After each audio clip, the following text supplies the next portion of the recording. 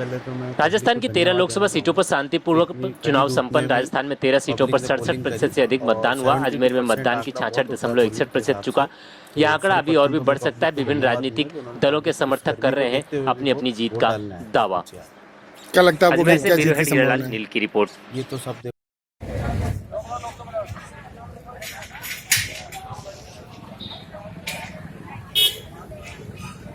6 बज चुके हैं और बूथ बंद हो चुका है।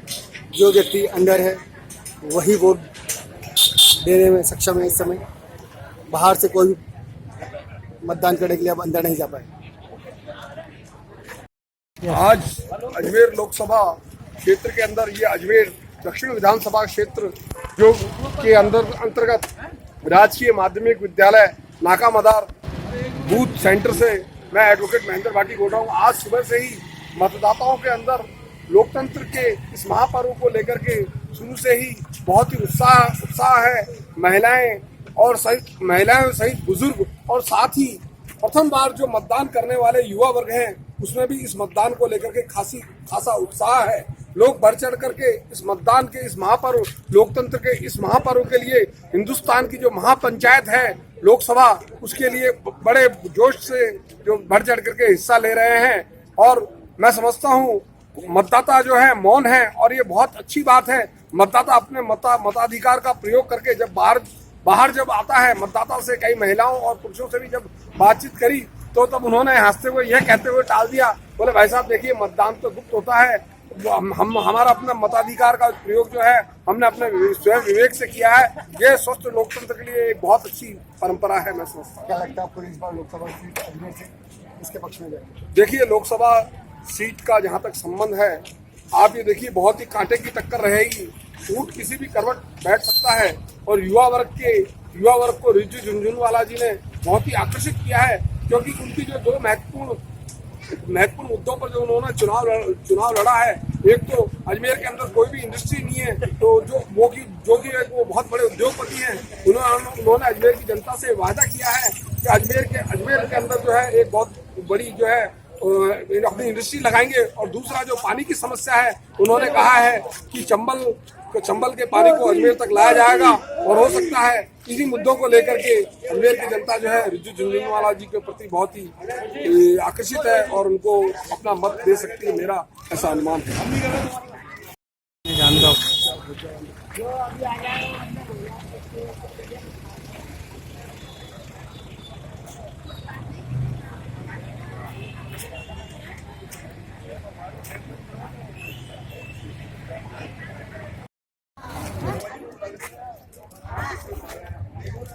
ओके, नमस्कार।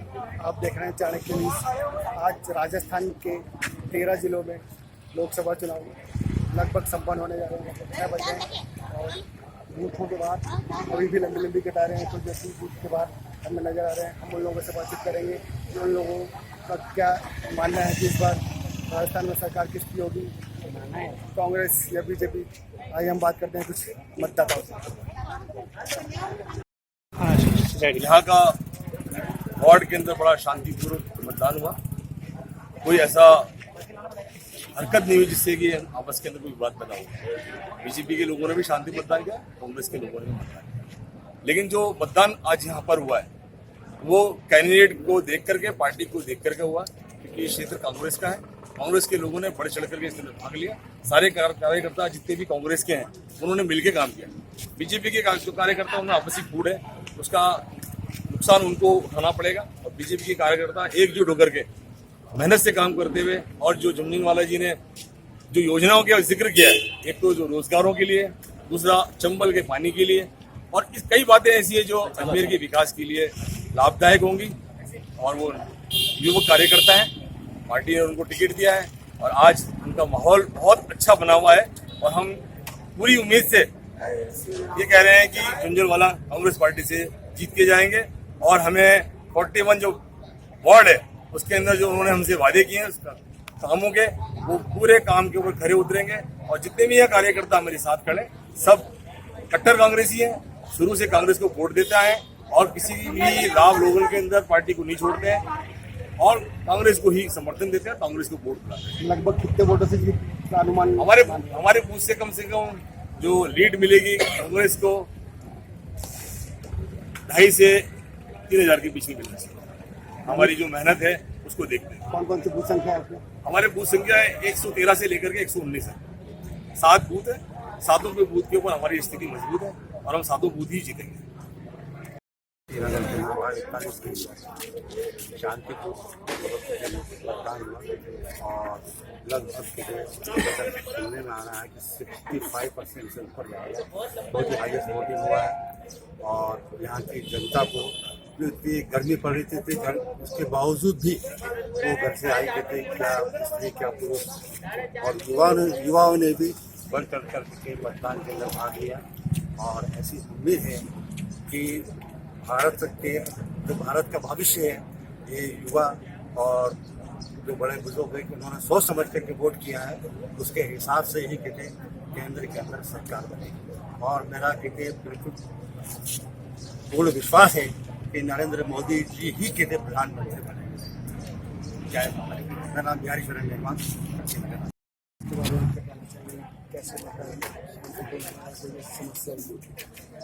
आज का लोकसभा का चुनाव बहुत ही शांतिपूर्ण ढंग से संपन्न हुआ। मैं मेरे जितने भी कार्यकर्ता हैं उन सब का आभार व्यक्त करता हूं कि उन्होंने सुबह 6 बजे से शाम को ये अभी 6 साढ़े 6 बजे अब तक और दूर दुआ करके खूब अपनी मेहनत की और पार्टी के लिए सेवा दी। मैं उनका बहुत बहुत आभार व्यक्त करता हूं और मैं सामने वाली पार्टी का भी धन्यवाद करता हूं कि उन्होंने ऐसी कोई हरकत नहीं की जिसकी वजह से कोई तनावपूर्ण वातावरण हो। परंपरा से इस बूथ पर, इन बूथों के ऊपर शांतिपूर्ण मतदान होता रहा है और आज का मतदान भी शांतिपूर्ण रहा। किसी को किसी प्रकार की असुविधा नहीं हुई। लोग आ रहे थे और जोश के सहित आकर के अपना वोट मतदान कर रहे थे। मैं यहाँ की पब्लिक का भी धन्यवाद अर्पित करता हूँ।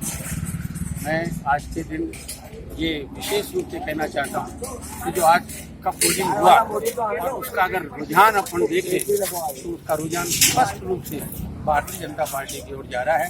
ये इस रुझान के लिए मैं सभी कार्यकर्ताओं का, समस्त जनता का बहुत बहुत आभार व्यक्त करता हूँ, धन्यवाद प्रकट करता हूँ। जय हिंद। मोदी। बूथ नंबर 113 से लेके 119 तक के बहुत शांतिपूर्वक वोट गिरे हैं और बहुत शांतिपूर्वक मतदान रहा। कांग्रेस की तरफ से भी सामने वाली पार्टी ने अच्छी व्यवस्था बनाए रखी और बीजेपी वालों ने भी करीब करीब सभी अच्छी व्यवस्था बनाए रखी। जहाँ तक वोटिंग प्रतिशत का है 65% करीब वोट हुआ है और बीजेपी की करीब करीब जीतने की संभावना है और नरेंद्र मोदी जी प्रधानमंत्री बनेंगे। आपका नाम आजाद सोसाइटी से लोकसभा चुनाव जिसके अंदर हर युवा वर्ग और हर आयु वर्ग के व्यक्ति ने बढ़ चढ़ कर हिस्सा लिया, जिसमें सुबह से लेकर शाम तक लाइनों की कतारें लगी रही और सभी ने अधिक से अधिक मतदान करके और इस वोटिंग प्रतिशत को बढ़ाने का पूर्ण सहयोग करा है। उसके लिए मैं सभी क्षेत्रवासी जनता जनार्दन का बहुत बहुत धन्यवाद देना चाहूँगा।